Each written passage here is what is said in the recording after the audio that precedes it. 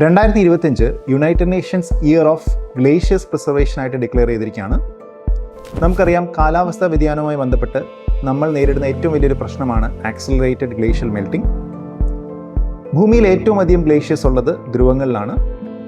അതിലൊന്നാമത് അന്റാർട്ടിക്കയാണ്, രണ്ടാമത് ആർട്ടിക്കാണ്. മൂന്നാമത് ഭൂമിയിൽ ഏറ്റവും അധികം ഗ്ലേഷ്യൽ കോൺസെൻട്രേഷൻ ഉള്ളത് നമ്മുടെ ഹിമാലയൻ റീജിയനിലാണ്.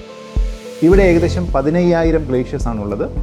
അതുകൊണ്ട് തന്നെ ഈ ഒരു റീജിയനെ നമ്മൾ third pole of the world എന്ന് പറയാറുണ്ട്.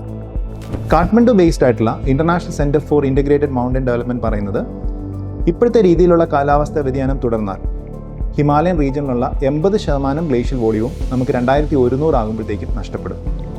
ഇതിൻ്റെ കോൺസിക്വൻസസ് വളരെ വലുതായിരിക്കും. ആദ്യത്തെ പതിറ്റാണ്ടുകളിൽ ഹിമാലയൻ നദികളിൽ വലിയ പ്രളയത്തിനുള്ള സാധ്യതയുണ്ട്. മാത്രമല്ല, ഈ ഗ്ലേഷ്യസിൽ നിന്ന് വെള്ളം ഉരുകി വന്ന് ഹിമാലയത്തിൻ്റെ ഉയർന്ന ഭാഗങ്ങളിൽ തടാകങ്ങൾ രൂപപ്പെടും.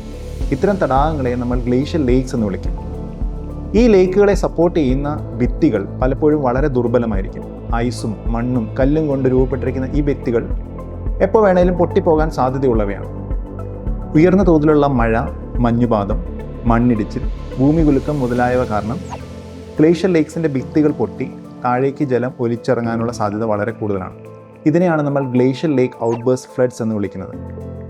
2013 ചോരാബാരി ഗ്ലേഷ്യൽ ലേക്ക് ഔട്ട്ബേഴ്സ്റ്റ് ഫ്ലഡ്സ് ഉത്തരാഖണ്ഡിലും 2023 സൗത്ത് ലോണാക് ഗ്ലേഷ്യൽ ലേക്ക് ഔട്ട്ബേഴ്സ്റ്റ് ഫ്ലഡ്സ് സിക്കിമിലും സംഭവിച്ചു. ഇത് കൂടാതെ ആദ്യത്തെ 2-3 പതിറ്റാണ്ടുകളിൽ നമ്മൾ പ്രളയമാണ് കാണുന്നതെങ്കിൽ പിന്നീട് പതിയെ വരൾച്ചയിലേക്കും ജലക്ഷാമത്തിലേക്കും നീങ്ങും. അങ്ങനെ വളരെ വലിയ കോൺസിക്വൻസ് ആണ് ആക്സിലറേറ്റഡ് ഗ്ലേഷ്യൽ മെൽറ്റിംഗ് കാരണം നമ്മൾ നേരിടാൻ പോകുന്നത്. ഗ്ലേഷ്യസിനെ പറ്റിയുള്ള ചോദ്യം ചോദിച്ചാൽ നമ്മൾ നിർബന്ധമായും വരച്ചിരിക്കേണ്ട ഒരു ഫിഗറാണ് ഇന്ത്യയിലെ പ്രധാനപ്പെട്ട ഗ്ലേഷ്യസിൻ്റെ ഒരു പിക്ചർ, ഒരു റെപ്രസെൻറ്റേറ്റീവ് ആയിട്ടുള്ള ഒരു പിക്ചർ. ഇന്ത്യയിലെ ഏറ്റവും അധികം ഗ്ലേഷ്യസ് അല്ലെങ്കിൽ ഹിമാലയൻ റീജിയനിലെ ഏറ്റവും അധികം ഗ്ലേഷ്യസ് കാണപ്പെടുന്നത് കാരക്കോറം റീജിയനിലാണ്.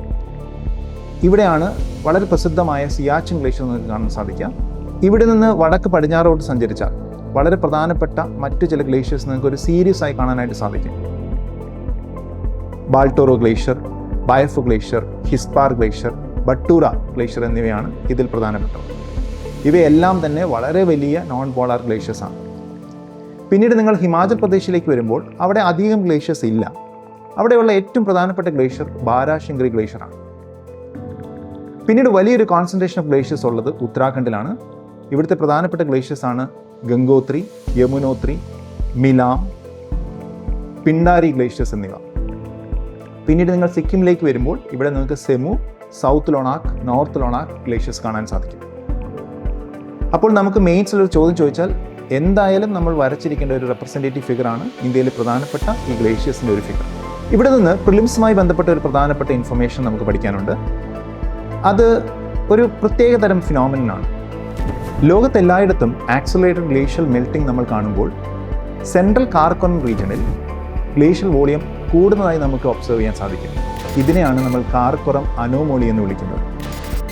സോ ഗ്ലേഷ്യൽ മെൽറ്റിങ്ങുമായി ബന്ധപ്പെട്ട് ഏറ്റവും പ്രധാനപ്പെട്ട കുറച്ച് കാര്യങ്ങളാണ് നമ്മൾ ഈ വീഡിയോയിൽ ഡിസ്കസ് ചെയ്തത്. ഇതുമായി ബന്ധപ്പെട്ട് പ്രിലിംസിനും മെയിൻസിനും ചോദ്യങ്ങൾ ചോദിക്കാനുള്ള സാധ്യതയുണ്ട്. ഇതുമായി ബന്ധപ്പെട്ട് കറണ്ട് അഫയേഴ്സ് കൃത്യമായി ഫോളോ ചെയ്യുക. മെയിൻസിൽ ചോദ്യം ചോദിക്കുകയാണെങ്കിൽ നിങ്ങൾ മസ്റ്റ് ടൈം ചെയ്യേണ്ട കാര്യമാണ് ഇവിടുത്തെ ഫിഗേഴ്സ് നിങ്ങൾ കൊണ്ടുവരണം. കൂടാണ്ട് ഏറ്റവും പ്രധാനപ്പെട്ട, ഏറ്റവും റീസെൻ്റ് ആയിട്ടുള്ള റിപ്പോർട്ടുകളിൽ നിന്നുള്ള ഡാറ്റ നിങ്ങൾ എന്തായാലും സൈറ്റ് ചെയ്തിരിക്കണം. മറ്റൊരു ഇൻട്രസ്റ്റിംഗ് ടോപ്പിക്കുമായി നമുക്ക് അടുത്ത വീഡിയോയിൽ കാണാം.